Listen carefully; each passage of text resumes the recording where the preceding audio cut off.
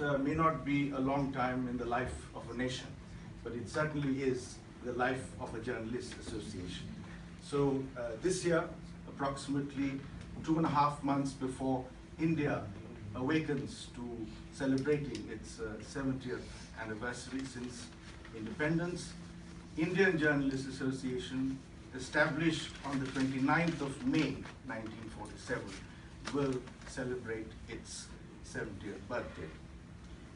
It's an association which I would like to pay tribute to for the simple reason that the founders of it had the foresight, a group of journalists based here, most of them representing Indian-owned newspapers in those days, to set up an association which has seen the test of time and today is in a position to mark its 70th anniversary.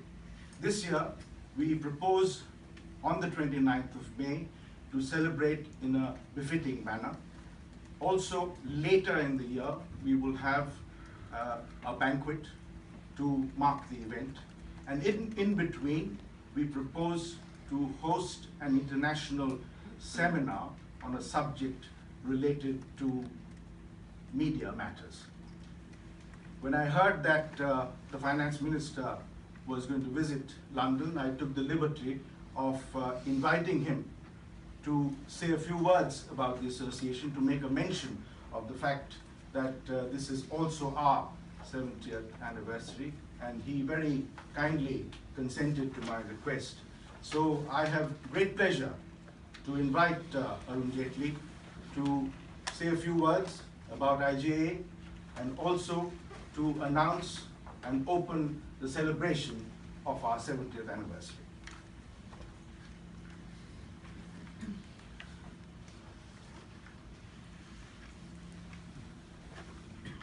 Well, thank you very much, Ashish, for your very gracious invitation. And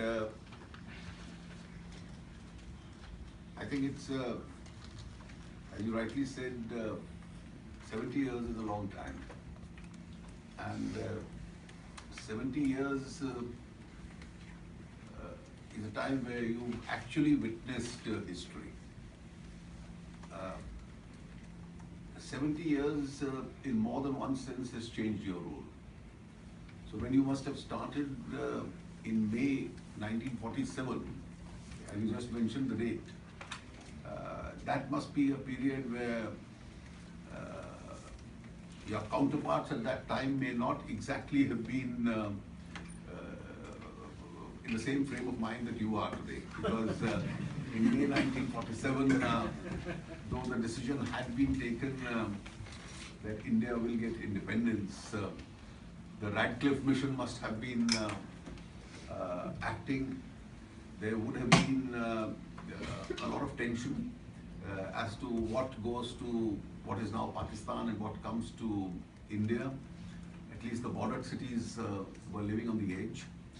And those were the days where the size of the media itself was very small, and therefore major national newspapers may have had a correspondent or two, stingers at times, sending reports through the old medium. I'm not sure. Telegraph. Telegram or even the telex would not have come into play. And I remember meeting your colleagues here, at least over the last at least 25 years myself, and when you met Indian journalists in London, around one small round table you could get the whole fraternity. Even at that time only the print media did exist, and possibly the telex system of sending news would have emerged by then. And I think technology has completely changed. So has the economy.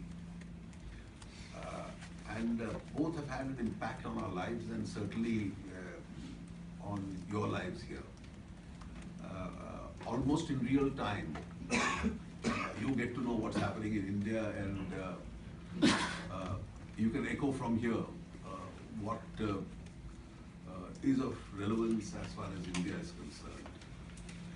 And it's not merely the ability to communicate with each other, it's also with the digital medium, the space itself is expanded, and therefore limitations as to 300 words or 500 words doesn't exist, because in mediums which are available to you, you can send as much as you want, and even if the papers don't print it, that's only a small part of the game now.